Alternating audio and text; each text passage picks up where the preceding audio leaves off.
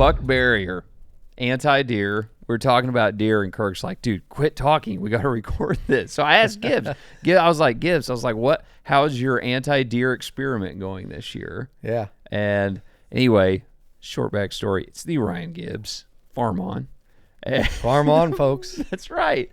Anyway, dude, fill me in on how the year's been, because this year has been better than the last ones. But first, I want to hear about the deer. Because you said we were talking about it, it's like I'm setting out to keep the deer off my ground, not using lead. Yeah. And I told the folks that are hunting that property, I'm like, you have full rights from me to clean up whatever needs to get cleaned up. Like we just got to get so much, not just deer, but also coon and turkey. Coon have been really bad damage, especially on our corn acres. So I'm, chat GDP, Google, like, hey, what would work that's pretty cost effective to repel the animals from eating my crop? Go eat the neighbor's crop. Bad. Right. I mean that in the nicest way possible. So peppermint popped up as one. I'm like, all right, where do you buy bulk peppermint? So I was able to go on to Amazon and buy bulk peppermint, 2.5 gallon jug. No, wait. I think it was a 3-gallon jug. It was an odd shape. I was going to say, it was blue. It was blue. It was a blue but jug. It was bigger than 2.5 gallons. Okay. And they make a 5. It doesn't look like it holds 5, but it holds 5. But you don't need much. No. You would think God, you're probably going to have to put a quarter pint, whatever, diluted. This was very potent stuff. Like it was an ounce per acre is what I put down. And I'm telling you, my shop smelled like peppermint. My sprayer smelled like peppermint. You get out to take a leak in the field, and it's just peppermint in the air, and there was no wind. It was just, everything smelled like peppermint. Wow. And it didn't take much. I mixed a sprayer load up with 80 acres worth because we're doing foliar. I threw it in with my foliar feed program, so I get, 2 birds, 1 stone. And, we're doing 80-acre batch, 90-acre batch. So you're 90 ounces, which really isn't that much. And it stunk up a whole 90-acre field like peppermint, which peppermint smells good, so it wasn't. I'd say there's a lot worse things. Yeah. And the results so far, so if you ask farmers who have used stuff like this and like see results on Facebook, like, has anybody used peppermint? And they'll say, well, if you get a couple rains, it's ineffective. And I'm not going to argue that. I think they're absolutely probably true. But we were a month in after doing it, and very minimal livestock damage from wildlife on that field. I'm very impressed so far. Sure. I'm considering going out, since it is soybeans that I did. I did it on the corn too as well. But I obviously can't get back out there at this point, and I don't know if I can really hire a drone to fly next to the tree line. They're not going to want to do that. I was going to say, you don't want to do the whole field. You just want to do the perimeters. I just want to do the important parts, yeah. Yep. Are you looking at getting a drone? Anybody who knows me, I was one of the first ones in probably the state of Iowa to own a drone spraying. I was doing it 6 years ago with an MG1P, the original DJI. Really? 55-pound weight limit. I was the first one that I know of in the state of Iowa to be legal to do it with a Part 137. So I have a history of running drones, spraying, spreading seed. I know that industry. I got out before it got really big just because my cover crops business was growing. I didn't really like being around chemical, like herbicides, insecticides, every day. So I kind of got out of that, and it was either get big or get out. And I was like, hey, let's get out before I have a pile of money invested. But with these drones getting to be more cost effective, there's guys selling T30s, T40s with a couple thousand acres on them really cheap. Yeah. Because everybody wants to get that big one. Well, a guy with me with 400 acres. Yeah. Yeah, if you got 400 acres, own your own drone, it's going to be really, really captivating to do here soon, I think. Sure. So, yeah, probably. But so far, yeah, the deer repellent's holding up. Guy I rent the ground from even said that. He's like, I'm just not seeing deer out in your field, and any animals for that matter, much at all. And he didn't know I sprayed it, and then I told him that. He's like, huh, really cool. Right. Yeah. And I think it was like, don't quote me on this, I think I had like $1.40 or $2 an acre invested in it. Okay. So it's not like it was a huge investment. Yeah. If it didn't work, you weren't crazy. It wasn't out much. Yeah. I'm like, let's try it. It's not a lot of money. So, yeah. I want to say, like I said, I've got some horrendous deer pressure on some small fields and creek bottoms. And I mean, same thing as what farmers do. What's out there, and there's a lot of products. Yep. You know, buck barrier's one. I'm probably going to buy some and try it next year. I do. I mean, I give the field some peppermint trial. Yeah. And you know, like my beans are non-GMO beans. Well, beans at $10 a bushel, which I got these forward contracted for a decent price, but I get a $2.40 premium on them. Okay. So now, let's just say $10 beans. I'm getting $12.40 for them beans. Sure. So just that outside round of that field, which is all surrounded by timber. It's a lot of acres. Yes, a 90 that's surrounded by timber Wow. is, if I can just save 1 bushel per acre on that outside round, which is like 14 acres, Yep. 80 foot in, Yep. it's pretty easy to pay for that peppermint. That's a pretty good return on yes. investment. Yeah. Even if it just decreases the interest. Yes. Yep. Yeah, absolutely. So I've got one thing I do is, man, I always try to wait till my neighbors plant, and then I'll go plant 10 days, 2 weeks after that. Yep. And those guys that like to be first, like, well, that's fine. I mean, I'll go plant my big stuff away from the deer areas. Yep. Oh my gosh, man! If I wait, it dilutes the pressure so much. Yeah. So much. Yep. But anyway, 2025. How it's totally I mean, it's pretty different than what 24 and 23 Absolutely. have been. Yes. So take me to the beginning of 20. Well, I guess the thing, because you went strip till. We didn't do any strip till this year, but we Okay. did do soil aeration Oh, yes. with an aerator. Yeah. That the I am poker. super excited. We did a lot of hokey pokey, and I tell people that, like, what are you doing tonight? We're gonna go out and do some hokey pokey. Out in the field. And they're like, huh? It says, yeah. I said, I got the soil aerator. We're just gonna go poke holes in the ground, And it's kind of crazy. I've been wanting one of these, and nobody in my area has anything remotely close to it, except for one guy who's got a curse buster, which really, it does an awesome job, and it really disturbs a lot of soil, in my opinion. I didn't want to get that aggressive, and with my one farm that I did it on, some of the acres is in equip, so it has to be no-tilled or strip-tilled. So I could not disturb the soil on that, but it's really high mag soil, so it's tight. We ran tanks across it last fall, putting on hog manure that we knifed in, so we got some compaction out there. And like I said, high mag soil, it's tight. I wanted to get oxygen into the soil. And when you look at the 3 main components of a plant, carbon, oxygen, hydrogen, that's way more. Those are the 3 main components in a plant. And then everything else is nitrogen, potassium, sulfur, parts per million. very small measurements. amounts. Yes. Yeah. So, and that has been my biggest limiting factor on my farm the last 3 years is oxygen to the roots. And we're trying to fix this with cover crops. We're trying to fix it with calcium, humate, which are all absolutely making a difference. But we need to get more oxygen in there.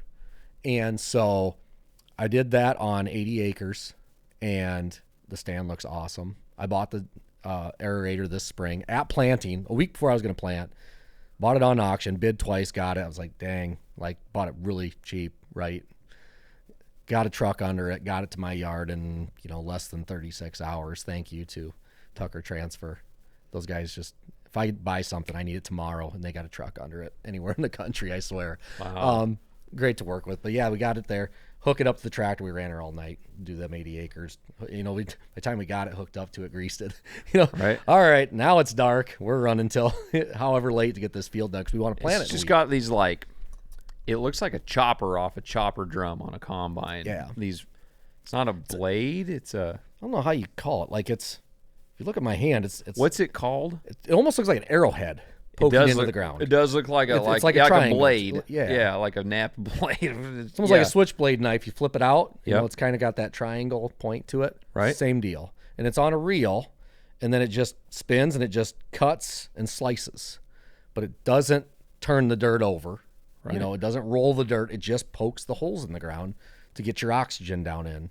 A lot of guys will use them in the fall, and then you get that rain or snow and it gets in there and it freeze thaw in them holes, and when you do that, you're, kind of pulling that ground apart, breaking it, freezing, thawing, So I'm really excited for that. Like I said, we did it on 80 acres. The corn emerged awesome. I had guys tell me, are you worried about the corn falling into them holes when you're planting? We did it. And then we planted like a week later. We did get some rain, so it kind of washed in the holes a little bit. I did leave a big check strip where I did not run it. So we got no-till versus right on the flat, right by the building, so we can keep an eye on it. But yeah, so far the corn in that field looks good. Eastern Iowa, we're early in a honey hole. We're at 30, anywhere, my fields are 31 to 34 inches of rainfall so far this year. Our typical annual rainfall is 32. But you haven't had the watt like crazy. It's just been west of me, east of me, north of me, south of me. They've been getting these occasional 4 inches or 6 inches. I haven't had that. We've been getting an inch today, 2.5 inches 2 days from now, another inch a week later. All these 1 inch rains, 2 inch rains. I think the most we had in one shot was maybe 3, but it wasn't a real fast downpour. The creek comes up, the creek goes down, but it never came out of the banks type thing. right. And I farm next to creek bottom ground, Yep. and the crops look phenomenal. We've made a lot of changes for this year, so it's hard to say one product is like standing out because we made a lot of significant changes, fertility wise, micronutrient wise, biological wise. All right, guys, we're dropping multiple mini-series on YouTube going over crop management, farm management, all kinds of stuff on the farm. Yes. Lots of information. Check it out. It's good stuff. We'll see you there. Super excited. Walk me through, planting, walk me through some of the changes at planting time. I'm sure tank mixes, things like that, planting, seed. What are some of those changes that you made this year that you're like, I'd say that not that you think made the biggest difference, ones that you were most excited about, that made sense to you going into the planting season of like, I'm going to change this because I looked into this, I studied this, I want to do this year. There was probably 4 big things that really stood out that I wanted to make absolutely changes with. I don't know if I'd say change, but maybe added in. Mm-hmm. Kelp was one, root stimulant. Just everything I'm seeing on kelp is like, you need kelp. And the benefits are so immense with kelp. Yeah. Whether it be right on the root or foliar. So kelp was like number 1 top of my list we're doing. We actually used some yucca last year, but we kind of increased a little bit this year. Like last year was like, let's try it on some acres. This year it's we're doing it on everything. Mm-hmm. The third thing was chitin in furrow. We're running a Spectra and squid juice. Mm-hmm. Full disclosure, I don't sell the products. I'm not touting or nothing, but the results I've seen on other farms with them, I was like, man, we're doing corn on corn, not a chrome or vorseed or full stack corn. This is just a double stack, simple corn. We're also doing non-GMO corn. Need some rootworm control or some bug control in furrow, but I don't want to kill my beneficials. The chitin just made sense. And from what I've seen on other farms, they've seen phenomenal results. We did that, and right now I'm 100% like, man, that worked really well, along with the kelp in furrow. Just the root stimulation I had this spring was just unbelievable. Gotcha. Fourth thing would be, I guess, kind of a tie between potassium acetate and using amino acid micros, foliar. Yes. I've just so much I've heard about potassium acetate, and guys are like, that's $7 a gallon or $8 a gallon or $6 a gallon, depending on how volume you're buying. Right. Me and 2 other farmers went together. We bought a whole semi-load. Mm-hmm. So we were able to get our costs down. We just kind of divvied it up.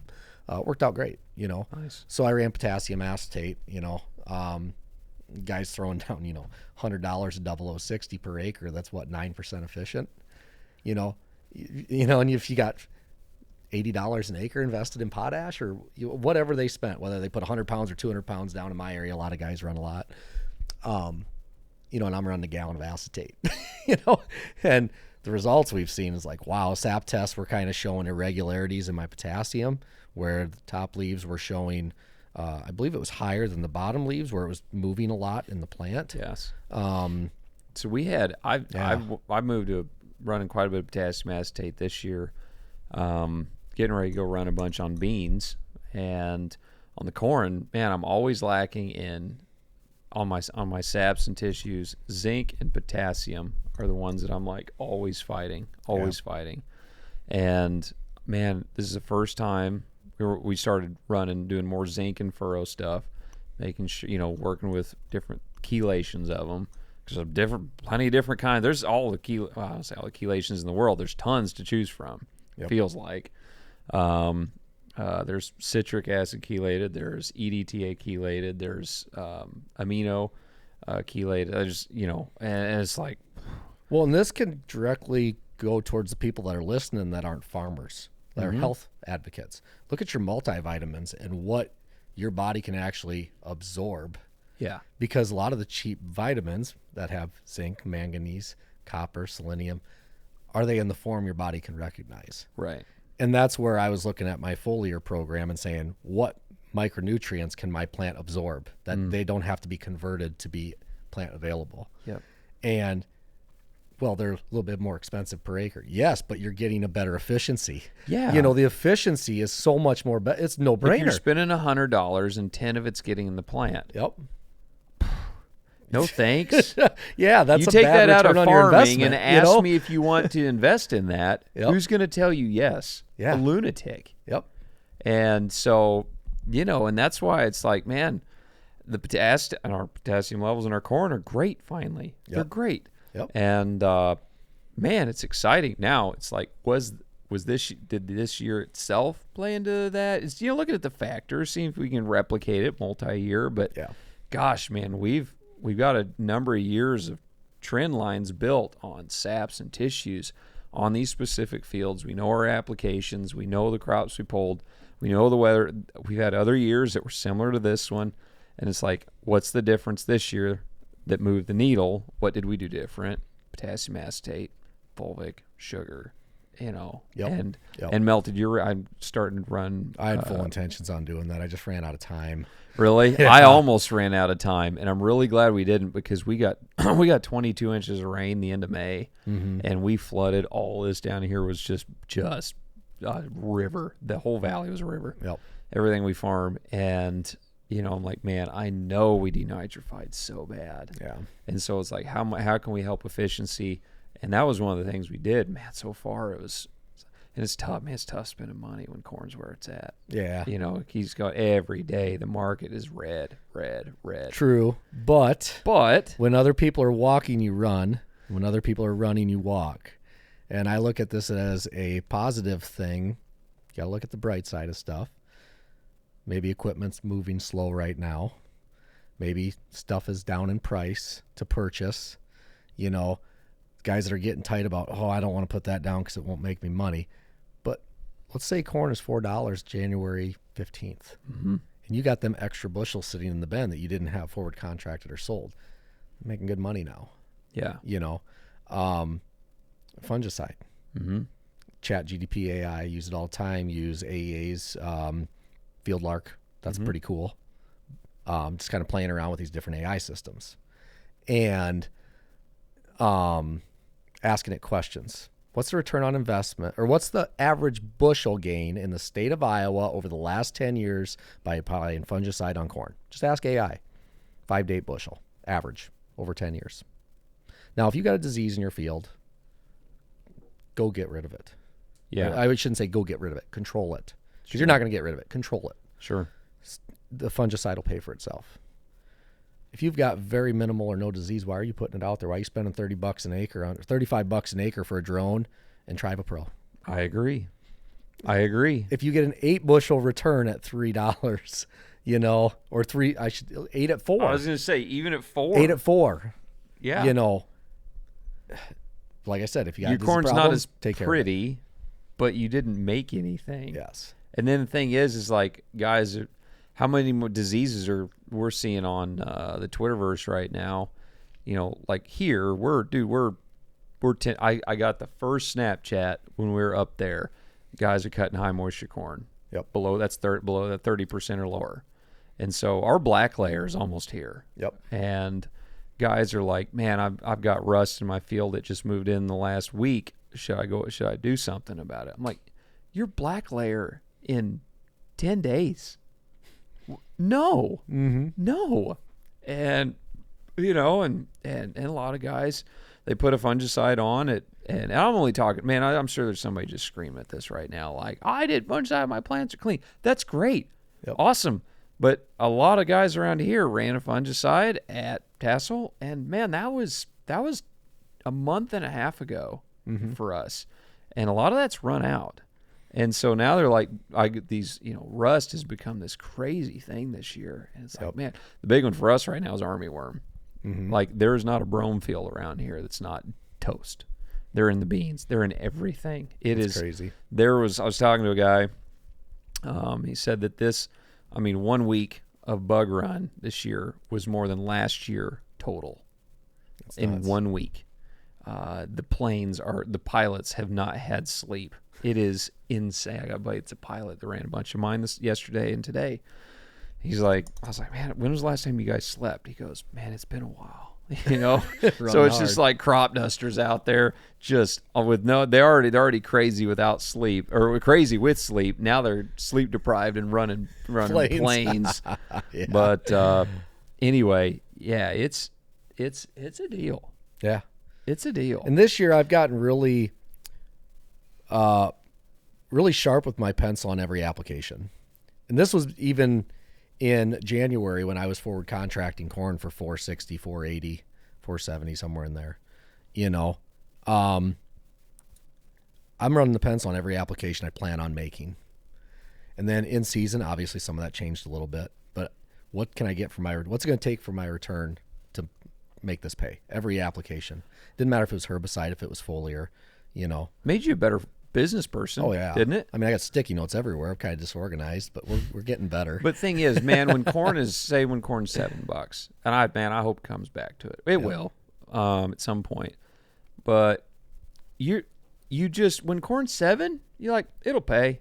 Yeah. Whatever you're looking at, and your mind just goes to, it'll pay. All I got to make is 2 bushel. Yep. How easy is 2 bushel in corn? Yep. But you cut the price in half. You go, is it a break even? Is it a true profit? Is it enough profit to justify the labor that goes into it? Yeah. You made a good point, though. Equipment. You want to buy a piece of equipment? Right now is the time to buy equipment. Yeah, I love buying equipment. Right, I did too. And my dad always told me, or he told me a few times. He said, when everyone else is buying, don't buy, and when no one's buying, get ready to buy. And it's that way. It's like with the stock market. When everyone's freaking out, man, you should be drooling. Yeah. Like, let's go. Yep.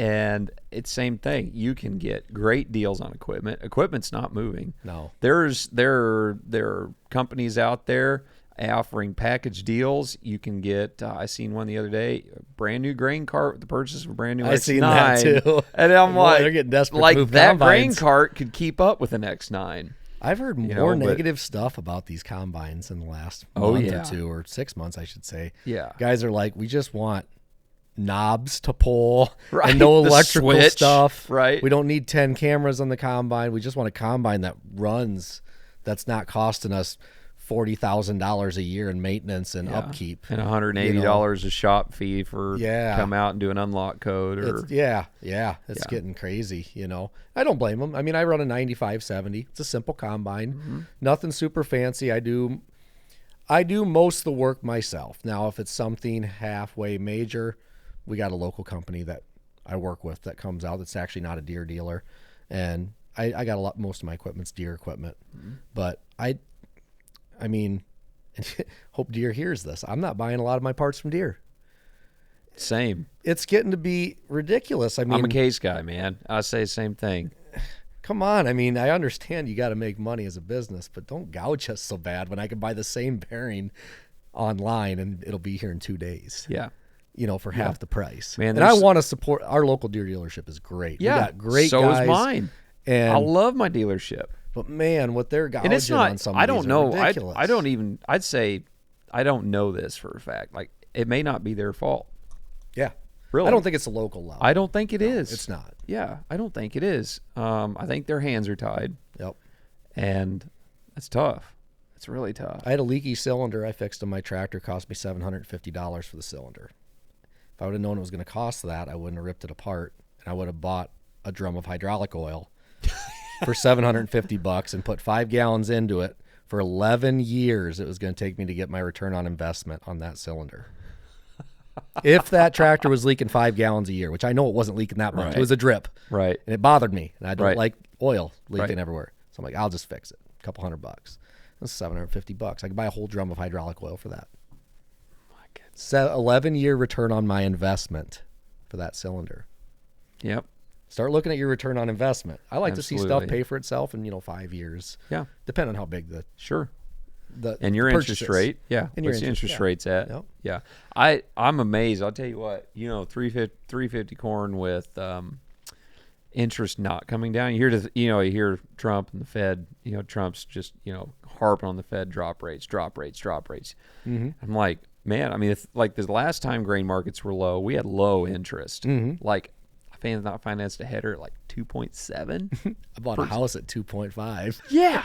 My Right? first house at 2.5% interest. Yeah. Yeah. And man, I'll tell you what, that's saving a lot of people right now that they don't think about. Yeah. Is the stuff that they financed back then that is riding on low interest. Yep. And probably keeping them from having to finance newer stuff at higher interest. Yep. It's not historically high, but it's not what it was. Yep. But anyway, but the crops look good. Yeah, it looks like really awesome. Awesome. Northeast Iowa looks awesome. For the most part, driving across the state of Iowa looks good. Sure. And we are in a kind of a honey hole, and I don't want to speak too loud on that because we could get a white combine come through and strip it down, or something wind. Who knows what? Yep, The there's derecho came in wind. August. What was that a couple of years ago? So things could change quick, and the combine hasn't ran yet through the field, so it's yet to be determined. Just a lot of different micro decisions we made this year that I think really paid off. Sure. Like I think I was telling you earlier, Nutrien was out in my cornfield. Then he called me when he was out in the field. I know that agronomist at Nutrien pretty well. And he's like, man, it's the cleanest field I've seen all week. He's like, I don't think you need to put a fungicide out here. I'm like, well, I was going to go look at it anyways one of these days and just scout it to see what it looks like, And I'm glad you went out and looked at it, but glad I don't need a fungicide because I wasn't planning on putting one on. I had a $25 foliar program that I put together, roughly $25. Okay. At like V10, the tallest my Apache sprayer would get through it. And we were bending stuff over old pretty chief. good. The old chief, yep. The old outlaw. The outlaw. The Indian Indian. outlaw, yeah. And love the sprayer, it works great. But yeah, I wish I had a high clearance sprayer, but we were out there. We should have been out there a couple days earlier, but rainfall and stuff, we couldn't. And we did that hard foliar application. I got 12 things in the tank. It's mad scientist stuff. Can you say what you had in there? Oh yeah, full disclosure. I'll tell everybody. If you want to know what I got in my tank, reach out to me. I'll send you pictures of my whole entire recipe. Yeah. Gibbs is on open book. I social don't media. care. Yeah, and I Look posted him up on Facebook. Gibbs Field Ag. Yeah. Field Farm. Field Ag. Gibbs Field Ag. Gibbs Field Ag. Yeah. Gibbs Field Ag. So my foliar pass was, let's see. I put a little bit of Spectra in there, Fulvic, Kelp, Yucca. I ran ingrained tracer minerals, which is the amino acid micro, potassium acetate. I threw in an extra dose of copper sulfate for disease. I did throw a little bit of extra Solubor in for a little extra boron, more than the micro pack had. I had a little bit of squid juice left over. We threw that in, an ounce of peppermint on certain farms, depending on if we needed deer animal control. I chelated the water ahead of time with citric acid. Sugar, molasses. We're in a little bit of sugar in there. The corn, I actually went and got white table sugar for because I was told that's better. Soybeans, I ran molasses. But I ran the same program, corn and beans. Basically the same program for both. God, what else did I run? I'm trying to think of what else I had. That might have been it. Also threw some moly in there, cobalt and nickel. That's new this year that I ran too that I forgot to talk about. Cobalt, moly, and nickel. What were you targeting with those? Were you targeting anything specific with those, or just more a complete package? Complete package. I talked to Russell Hendricks earlier in the season. He's like, man, you need nickel. You got to get some nickel sulfate out there, nickel. And I'm like, okay, so I got some nickel put out there. And then I'm a cattle guy, raise livestock. I was at Acres USA up in Viroqua. They had a rotational graze day. Do some rotational grazing on our farm. They talked about the importance of cobalt in the cattle mineral. Okay. And, then I started looking at benefits of cobalt in the crop. And I got my hands on some cobalt. Surely they're not connected. Of course they're not connected, or human health or anything for that not matter. at all.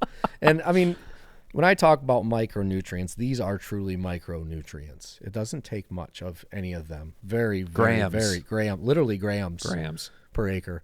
So we put together a little concoction of that. And of course I bucket tested it before, 2-3 days before, left it in the shop, made sure nothing settled out, Check the EC on it. I think most everything was low salt with having the fulvic and a little bit of humic in with the kelp, because the kelp had some humic in it. That did drop the EC down. Running pH of around 6.2. Biggest thing was when you chelate that water with citric acid, it does drop the pH, but I wanted to bond up my calcium and magnesium so it wouldn't grab onto my micros and my stuff in my tank. Okay. A lot of things going on in that tank, and I can't. There was a lot of going on in that tank. For God's sakes, it stayed together. And I'm just like, man, if this falls out, I got a mess. It's gonna be bad. I mean, a bucket test 3-4 days. I swear, man. Another year or two, some company's gonna have to come up with like the Gibbs pad. We're gonna need a sticky gonna notes have to twice be as longer. long. And my sticky notes I have are already long. They're sticky big notes. sticky They're not notes. the standard, 2-inch by 2-inch. Yeah, no. They're like 4x6 sticky They're like notes. the 4x8s. Or 4x8s. Yeah, they need to make a 4x12. That's right. But yeah, I put together my recipe because I'm going to make an 80-acre batch or 100-acre batch or 40-acre batch based on our application. Then I'd stick it on my plastic tank and just start mad scientist mixing stuff, at 10 o'clock at night. Right. Because, kids are put in the bed. kids to bed. Go. We're going to head back outside and run her all night. I installed a bunch of LED bars on the Apache. It's like, man, we're lighting up the sky. It was great. Lot of lights. It was cool, man. Awesome. But, yeah. And, you can run across a lot of acres Foliar feeding because you're not running into many gallons. What do you like to run for gallons on Foliar? Lowest I can go with my sprayer is like 7. Oh, that's pretty low.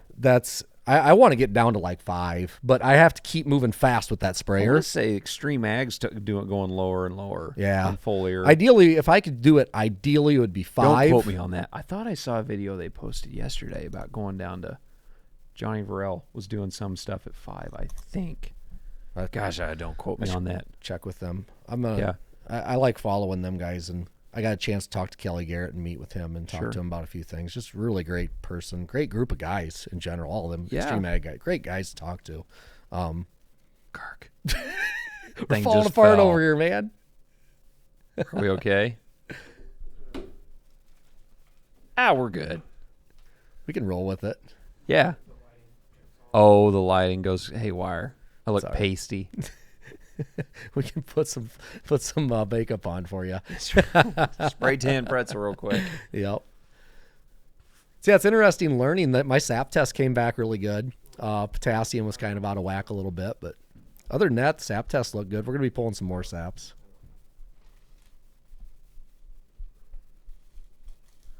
Got to fix our technical difficulties here. That'll give me a good chance to get. Let's say get a drink in.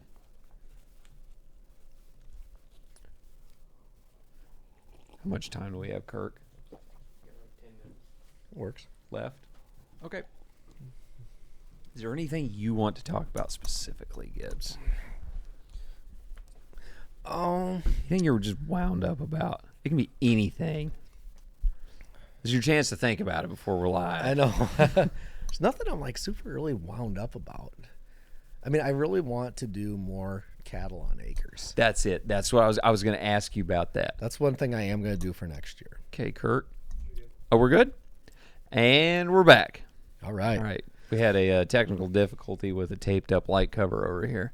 But I don't remember what we were talking about guys at Extreme Ag and just networking. Yeah, network things with like other that. farmers and stuff. Yeah, absolutely. Cattle.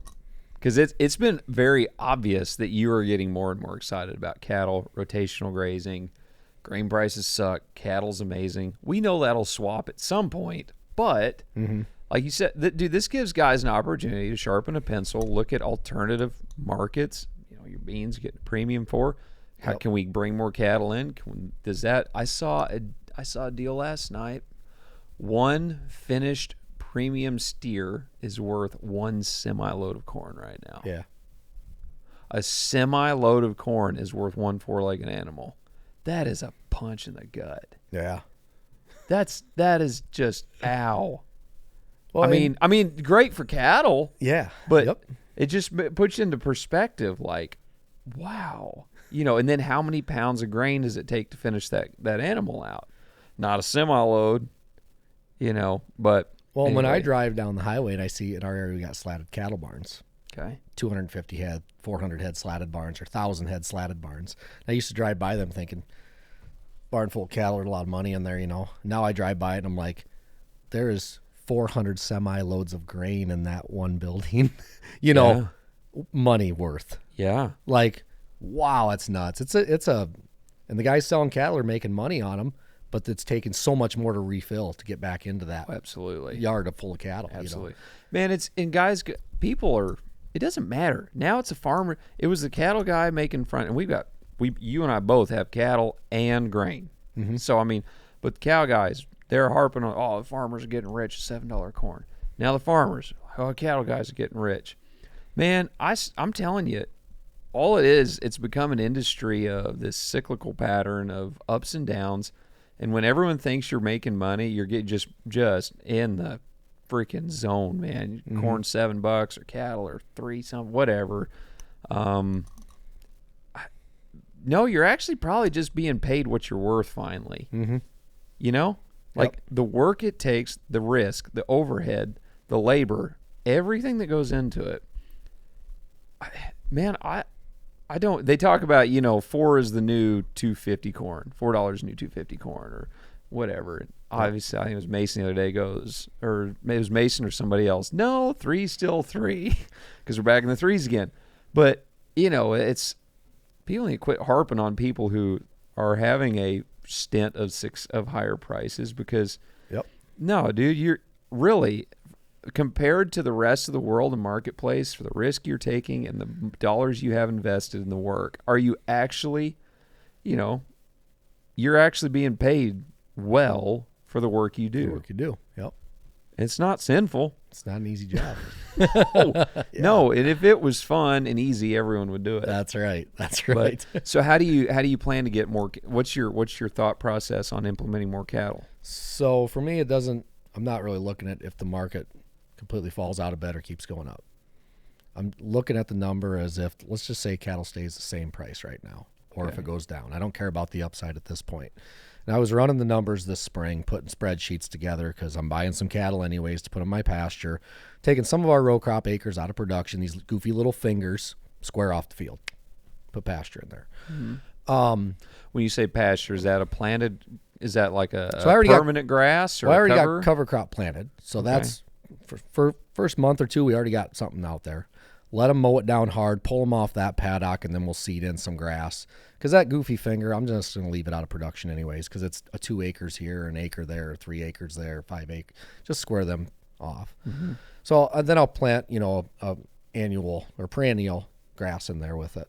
So yeah, I was planning on keeping those acres out of production. Now I'm looking at taking actual row crop acres out of production for at least a year. And when I ran the numbers on doing that, like, let's say I'm not going to plant corn or beans on this 40, or this 80. In the state of Iowa, you figure 1 cow-calf pair per acre is typical with our rainfall. Wow. Yeah, we can stock pretty decent. Now, I'm buying 4-weight cattle. So I'm figuring 1.5 head of cattle per acre. Okay. So 1.5 4-weight cattle. I actually stocked heavier than that this spring, so I did have to For how long? Basically May 1st till mid-September. Okay, gotcha. Sure. My spreadsheet, I factored in a drought. Okay, let's say we get half or a third of the rainfall. Rightfully so, coming out of the last couple of years you've gone through. And we're going to need to supplement this much hay and this much grain. I'll automatically put that in the spreadsheet. Automatically throw in 5% death loss. Automatically throw in a whole bunch of fencing supplies. Got to figure that in. Automatically throw in labor. We got to go out and move them every day with the side-by-side. The biggest killer on the spreadsheet was the interest. Because to put a row crop in, let's say it costs $1,000 an acre. To buy 1.5 head of 400-weight cattle cost way more than $1,000 an acre. So my interest per acre was like 3 times what it was as if I put a row crop in. If I was borrowing 100% of the money, I always just figure, let's say I got to borrow 100% of the money. Yeah. Just it's all borrowed, just for easy figuring on my spreadsheet. I figured everything possible in, and I always meet with my banker every year just so I'm well aware of my numbers. Mm-hmm. I never have a problem borrowing money. It's great. If I need anything, I call them up. The money's there. Never an issue. So it's great. They know my numbers. They know exactly where we're at. I'm like, hey, I'm kind of tossing around the idea of throwing cattle on acres instead of corn or beans. Here's the spreadsheet. Here's my numbers. I factored everything in. Let's say the market stays exactly the same and I can sell 800-pound weight cattle in the fall for this price.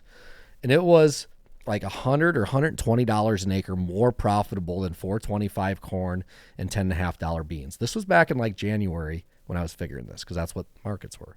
And that was at, 225 bushel corn, 60 bushel beans. It was way more profitable. And $300 an acre land rent. I just figured a flat $300 an acre rent in there. Because there's ground around us that rents for more than that. There's ground around us that rents for less than that. That's a pretty fair number to go off of. And it was way more profitable. And even on a drought year. Now, this year's not a drought year, so we're going to save a pile of money on hay and feed. Yeah. And I told the banker, I'm like, God, we're surrounded by slatted barns. All these guys want 8 to 9 weight cattle to put on slats. I'm like, let's work Steers out. and heifers. Yeah. Yep. Just to finish out. Got it. And I'm like, maybe I can work out a deal with one of these 6-10 guys that got slatted barns. I'm going to buy some cattle in spring. What's it take to fill a pen? Do you need 100 head to fill a pen? Do you need 150? Do you need 40? I want to buy enough to fill 1 or 2 of your pens. Let's work out a deal for fall, contract with a slide based on the weight. Let's work out a deal. I'm going to buy cattle now. I want to have a pen or 2 ready for you by October 1st or whenever you want them, October 15th, September 20th. Let's work something out. And the banker looks at me and he goes, nobody's ever showed me numbers like this before. Nobody does this. He's like, you don't have to ask me, Ryan. Go fill your field with cattle. This is a lot. Well, safer. Think about it. Is that safer for a bank? Yeah, it is. And I'm like, I said, I've never ran the numbers myself. And I'm like, I really kind of want to do this. And we did put a whole bunch of fence in this spring around our whole home farm. So we got a parameter fence. That's number one thing you really need is a parameter fence. You can always put poly in between, but parameter. And then if you really want to dive into biblical stuff, in the year 7, farming in sevens, giving the land a break every 7th year, and it'll yield twice as much the following. It's a good way to maybe break up a disease cycle or a bug cycle.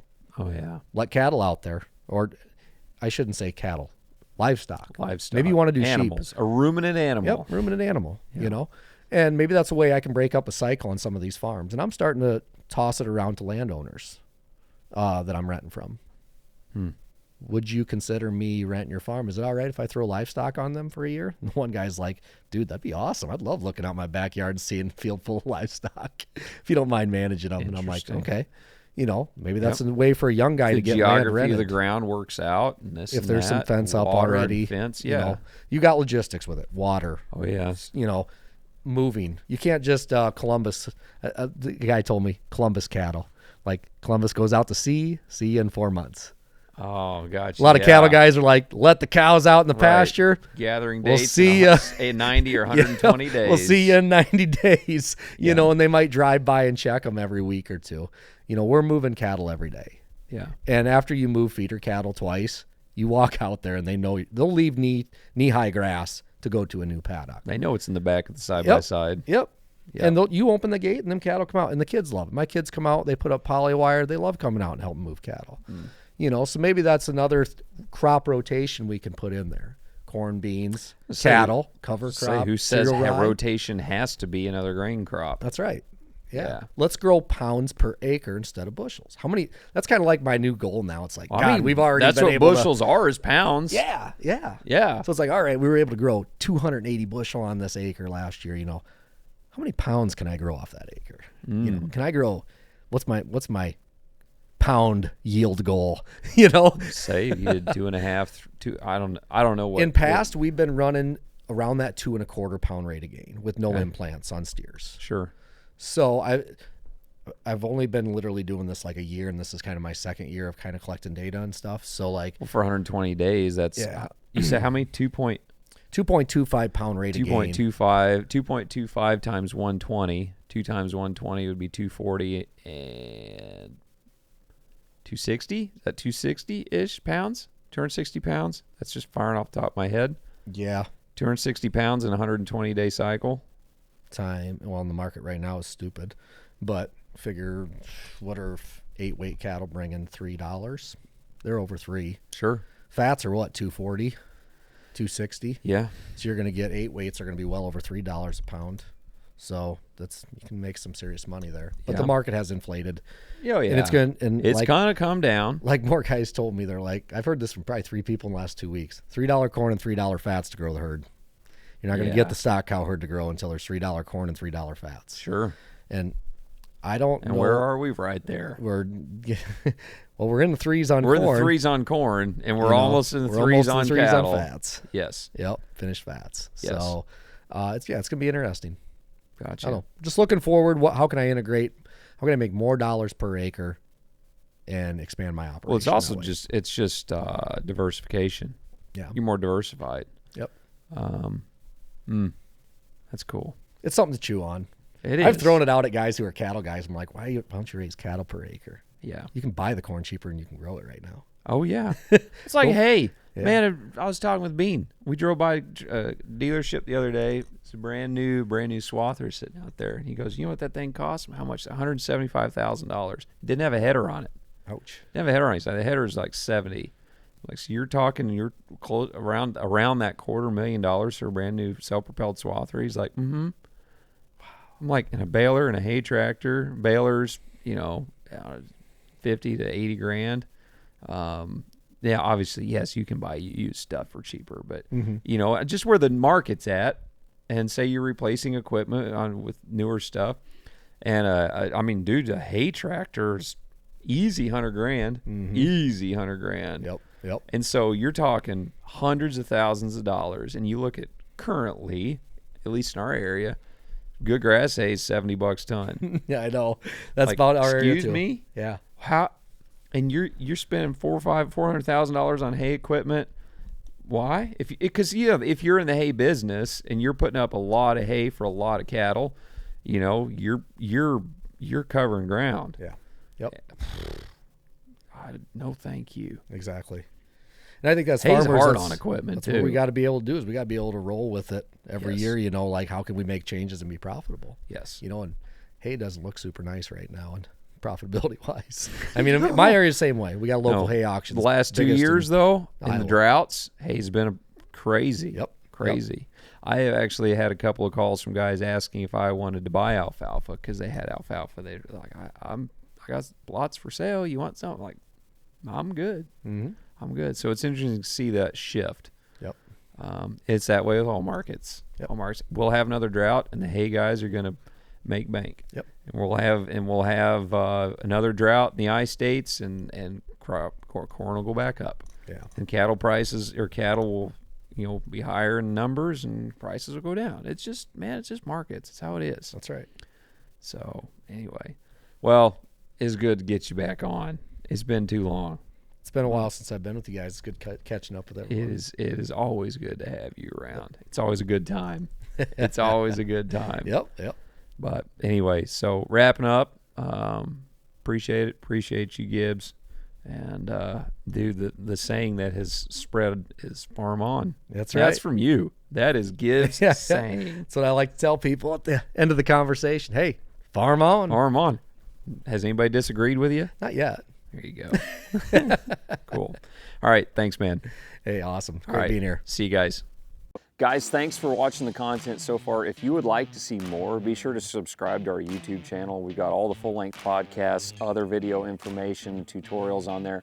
Also on all the major podcast platforms and social media sites, Facebook, Instagram, TikTok, etc. So if you like this, go ahead and check more out on all those platforms.